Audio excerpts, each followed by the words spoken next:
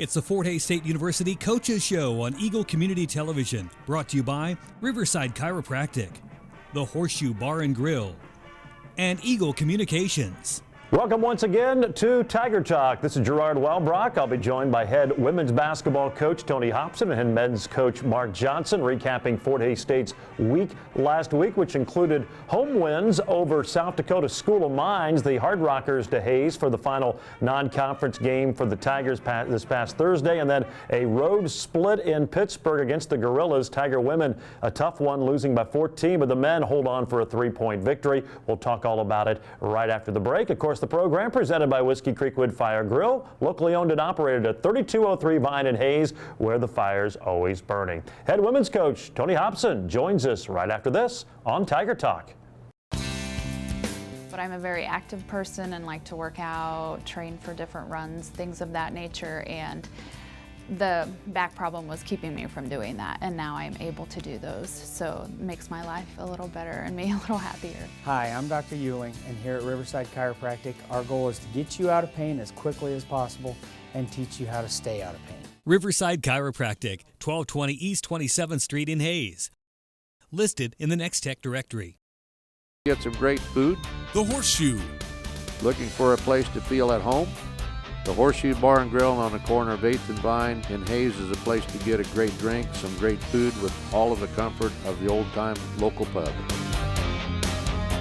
Owners Bob and Jennifer Huff welcome you to the Horseshoe Bar and Grill on the corner of 8th and Vine in Hays, where you are a person, not just an order. Welcome back to Tiger Talk, joined now by head women's basketball coach Tony Hobson. Lady Tigers got a split last week. They knock off South Dakota School of Mines in their final non-conference game Thursday, then a tough loss at Pittsburgh State on Saturday. And I guess let's talk about the game of the Hard Rockers first off. They're coming off the loss at Northeastern State, and we talked about it afterwards. Kind of a workmanlike effort. Obviously didn't quite have that same intensity you would a conference game, but your team took care of business, did what they had to do, and got a nice win at home. Well, that's kind of how it is a lot of times with a non-conference game when you play it late in the season. And we basically just wanted to try to just go out and tend to business on the defensive end, which I thought we did, and we held them to 39 points. Again, we didn't really shoot the basketball that well, and that was probably the reason we didn't actually pull away earlier from them and in a wider margin. We've just been getting inconsistent shooting from the perimeter for a few games now, and it's keeping us from scoring very many points. Well, that was really the case Saturday in the 14-point loss at Pittsburgh State. I guess you look at that game, a couple of stats, one rebounding. They did a very good job and really kind of controlled that aspect of it. And then again, the inability to hit some perimeter shots made it very difficult to win against a good team in their building. Well, but Pitt State's a solid team. I mean, they've showed that. Playing either beating tough teams or playing them right down to the wire, and we knew we would have our hands full, and we just cannot have inconsistent play like that where we're 2 for 15 from the three, and one of those was a post player where we run a little play for Tara, and the other one was at the end of the game. So really, when the game was on the line, we were probably 1 for 14, and you know, their leading rebounder was a guard, and we're just getting killed at the guard position on rebounds. She had 6 offensive boards, and boy, when you let one of their perimeter kids get 10 rebounds, it's just it just takes away your heart a little bit, because you have, you know, Kate Edwards and Kate Lehman, usually our 4 and 5. We're going to out-rebound the other team. And if we're getting beat by 17 on the boards, we can usually look and see their guards really getting a lot of offensive rebounds, and we're just not blocking out. Yeah, I think one possession kind of epitomized, because you look second chance points, wasn't much disparity. So even though they did just a good job on the offensive glass, the Gorillas didn't take advantage of it. But I think there was one possession around the 6.5-minute mark. I think they got 4 offensive rebounds. I don't even know if they scored out of the possession, but they took almost a minute 45 off the clock just because they kept getting rebounds. You could kind of almost feel your team get a little bit dejected after that. Well, you know, what do you do when you're, you know, it's a 6-minute mark, you're down 10. or 11 or what, and you still have plenty of time to get back in the game, and you can't get the ball back. And that particular possession ended up with Beth just fouling out there at midcourt. Remember, she just basically just, I don't know. I guess that was the way she figured we could get the ball back. But we gave up 4 offensive rebounds, and then we fouled them at the end of that possession. They made 2 free throws, and it was, you know, at that point you could just see our team get a little deflated. Well, shooting has been a problem. You've been able to put your finger on it, because at times this team has shown they can be a very good shooting team from the perimeter, and then you go through stretches like you're in right now, and it doesn't seem to matter who shoots it, it's not going to go in there. Well, I just think that we have 2 or 3 kids that are good offensive players that once we're getting into conference play, where teams have us scout a little better, and they're starting to take away their one favorite move, and we are really slow adjusting and making a counter move or doing something different. So they get uptight on Chelsea, and she ends up either taking a bad shot or not even trying anything. Same with Jill Faxon, and we're just not. You know the old phrase, the one-trick pony.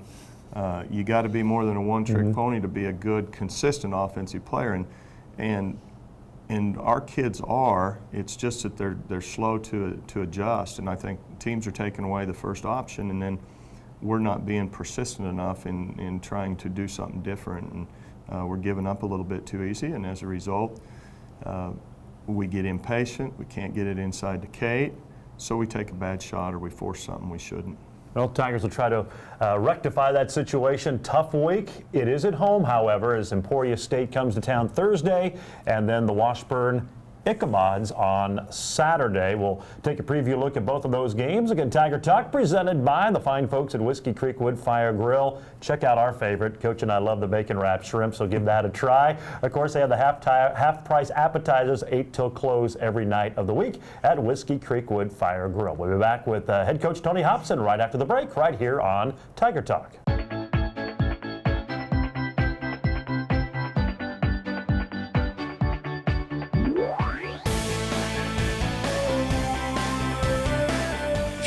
Together your internet, TV, and phone seamlessly. Introducing Eagle Fusion.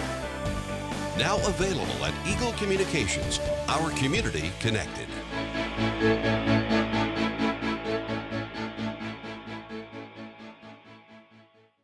Looking for a place to get a great drink?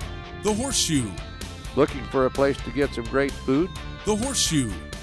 Looking for a place to feel at home?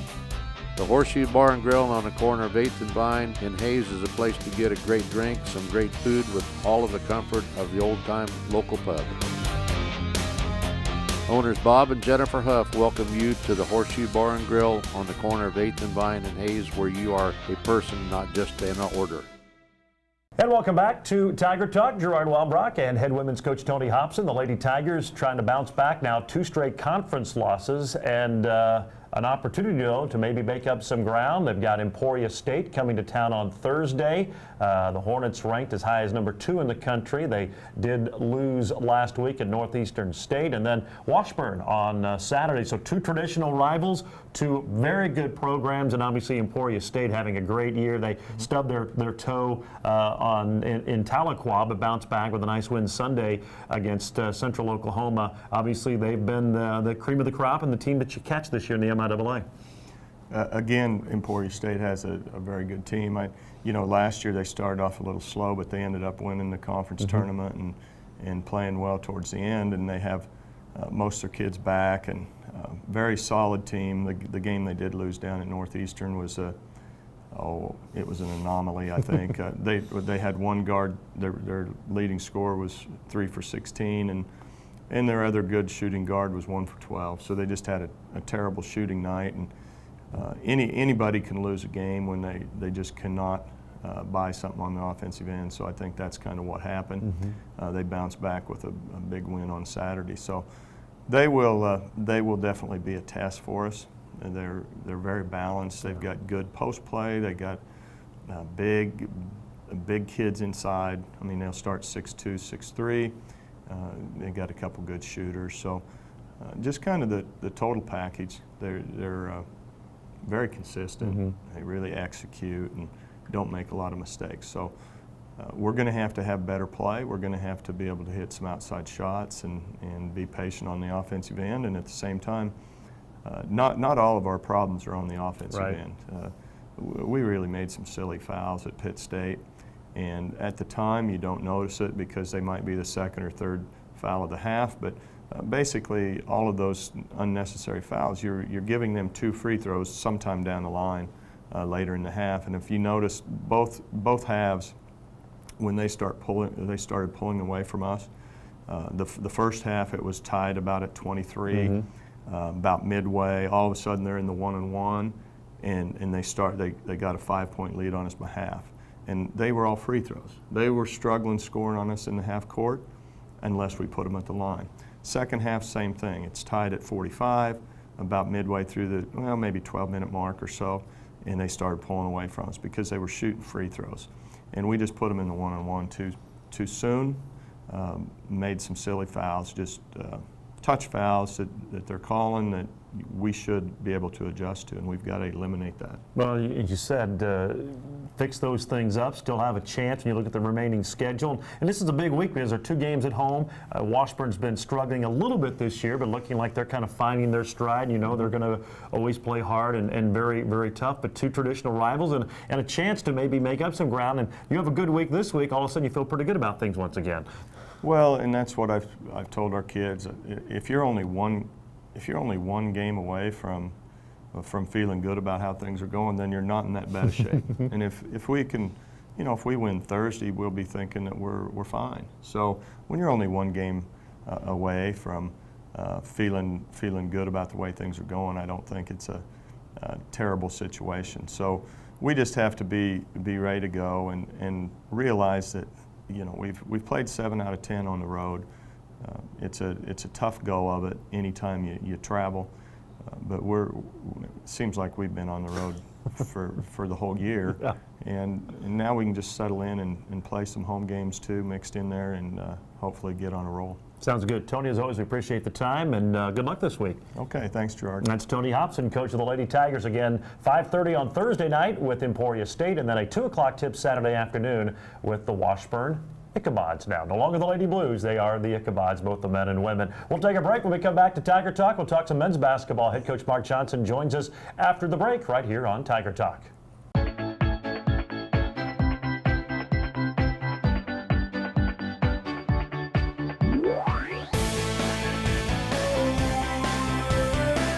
Fuse together your internet, TV, and phone seamlessly.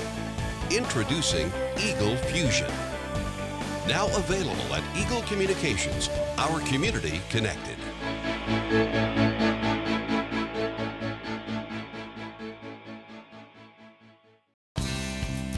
But I'm a very active person and like to work out, train for different runs, things of that nature, and the back problem was keeping me from doing that, and now I'm able to do those, so it makes my life a little better and me a little happier. Hi, I'm Dr. Euling, and here at Riverside Chiropractic, our goal is to get you out of pain as quickly as possible and teach you how to stay out of pain. Riverside Chiropractic, 1220 East 27th Street in Hayes. Listed in the Next Tech directory. Welcome back to Tiger Talk. Gerard Wellbrock joined now by head men's basketball coach Mark Johnson. 4 days getting a pair of wins on Thursday and Saturday. First off Thursday, South Dakota Mines, and then a road win at Pittsburgh State for their winning streak now at 8 in a row. And coaches go back to Thursday night, South Dakota Mines, and I think we talked last week, always dangerous. You play a non-conference game this late in the season, and your team, kind of a workmanlike effort, but took care of business and actually played fairly decent against a Hard Rocker team that I thought came in here, gave good effort and played well, hit some shots to certainly make it interesting, but your team found a way to get the victory on their home floor. Yeah, I thought we had good energy in the first half, played fairly well. I thought foul trouble kind of hurt us. I think we had it up to 16, and we had a lot of our guys out, and it was 10 at halftime. But, they have a good front line, and in the games, their perimeter players have shot the ball well from 3. They've had good success, and I think they were 8 of 17 from 3. So, they're not a bad team. They definitely. I don't think they wouldn't finish last in our conference. That's for sure. I think they played a challenging schedule, so it was going to be a difficult game, and thought our guys did a good job of being prepared to Yeah. play. Like I said, it could have been an easy deal where you overlook it and you start looking back to your conference game on Saturday, and we didn't do that. I felt we were pretty committed. They had a hard time guarding Craig off the bounce. I think his athleticism really gave him problems. And then you went to Pittsburgh, and boy, even though they're near the bottom of the conference standings, you knew it was not going to be easy. You started looking. In fact, you beat them by 3, and I think their last 3 losses by 3 or less. They're so close to being right there, battling with some of the upper tier teams, but just haven't quite been able to get over the hump. And got off to a great start. You had the 16-point lead. They eventually came back, took a couple of 1-point leads late, but you hit some big shots and some big free throws down the stretch to get a really nice road win in Pittsburgh. Yeah, I think now they're 2-7, but you look at those last 3 games, had a chance to win all 3 of those games in the last minute. They do that, all of a sudden they're 5-4. That's how close our conference is. Just really whoever plays well in the last 2 minutes of a game, it seems like, or who gets a break here or two are the teams that are having success, and the teams that are just short.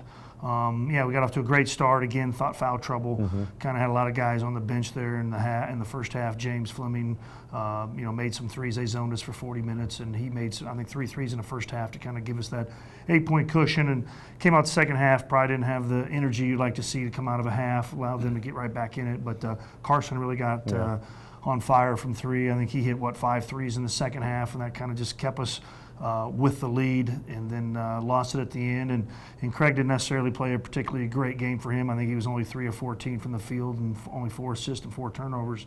But he hit a critical 3. It was, I think, a tie game. He steps up with 2 minutes to go, hits a big 3 for us, and then hits a very important 4 free throws in the last 45 seconds or so to seal the game. So he came up big late in the game, and that's what you want to see out of your point guard and one of your better players. They got to make the plays at the end to win games, and fortunate to pull it out. And that's how a lot of these games are. And to be 7-3, I think, in conference, especially after being 0-3 and having 70 first 10 on the road, has been a fairly quality start to just over the halfway point of the conference year. Yeah, certainly so. And free throw shooting is, I think it's so ironic.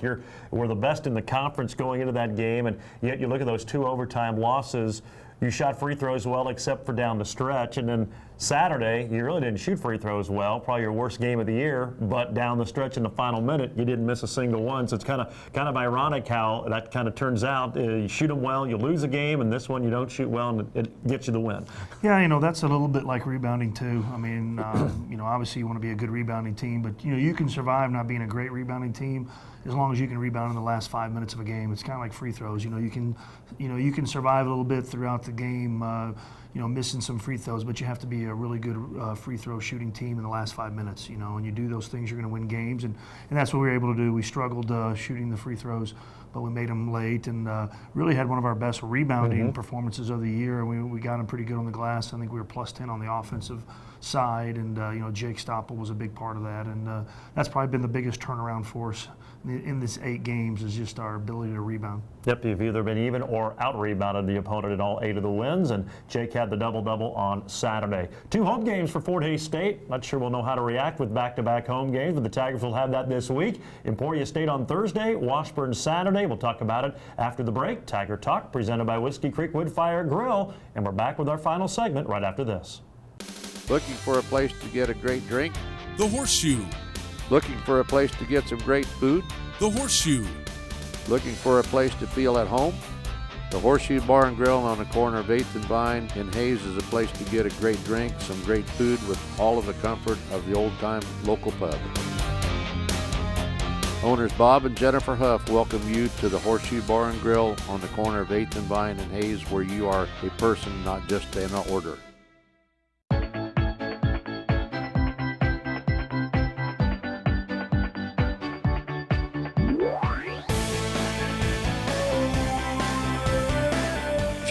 Together your internet, TV, and phone seamlessly. Introducing Eagle Fusion. Now available at Eagle Communications, our community connected.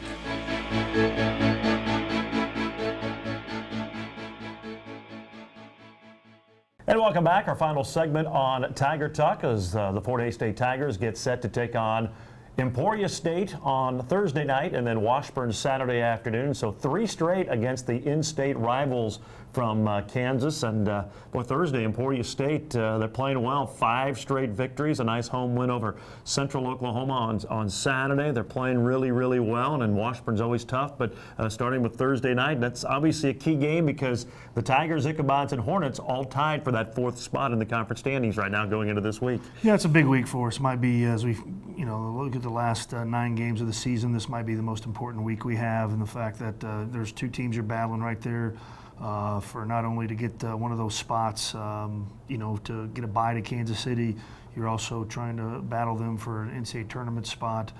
We have to go back and play both them on the road, so you really feel like you got to take care of business this week. Emporia, very talented team. They're a talented team last year, just really couldn't put it together for whatever reason, just a lot of new guys. Now they're figuring it out. Very talented. Caleb Wright, Terrence Moore, Paul Bunch. Really, they got tough, difficult matchups at all those positions. So it'll be a really challenging game for us. Going to have to find a way to slow them down and be able to put up enough points on the board to win. Yeah, that's one thing. They're scoring at a pretty high rate right now. Kind of scary. You start looking at some of their numbers. Yeah, you look at since they've been on this run, they really put it to Central Missouri fairly easy when they played them. They've gone on the road and won at Northeastern, like we did. And again, they got a lot of tough matchups. Caleb Wright, it seems like we've been playing really good players coming, lately. And he's very, Caleb's right there in the same, ability level as the Branch kid at Pittsburgh State. He's going to be a difficult matchup outside of Tom. I don't know who we have. He's kind of too big for Carson to handle. And, so Tom's going to have to do another good job. I thought he did a good job against Branch last weekend, and he's going to have to find a way to do it again this Thursday. And in Washburn, always tough. And they've been fairly consistent all year. They always have tremendous athleticism and always present some matchup problems as well. Yeah, they're really playing a little different style. They're playing really fast this year. They're playing small ball. Alex North and Jeff Reed are kind of their 4s and 5s, so they're only, they're 6'5", 6'6", more guard oriented at the post. So it'll be a challenging matchup for us. Can our bigs, handle them and guard them? Because I think hopefully you'll be able to get it inside and score a little bit in the post on them. All right, well, we'll see what happens all beginning Thursday with Emporia. Coach, as always, we appreciate the time, and we'll see you on Thursday night. All right, thank you. That is Mark Johnson, coach of the Tigers. Again, Fort Hays State plays Emporia State Thursday night, 5:30 and 7:30 for the men's and women's games, and then 2 and 4 o'clock on Saturday afternoon against Washburn. That's going to wrap it up for the program tonight. Hope you enjoyed it. It's presented again by the Hays Orthopedic Institute at Hays Med, the Taco Shop, G&L Tire and Automotive, Golden Belt Bank of Hays and Ellis, Adams, Brown, Barron and Ball, Couture for Men and Women, James Motor Company, and by BTI, and of course always by Whiskey Creek Wood Fire Grill, 3203 Vine in Hays, where the fire's always burning. For head women's coach Tony Hobson, head men's coach Mark Johnson, this is Gerard Welbrock saying so long. It's the Fort Hays State University Coaches Show on Eagle Community Television, brought to you by Riverside Chiropractic, the Horseshoe Bar and Grill, and Eagle Communications.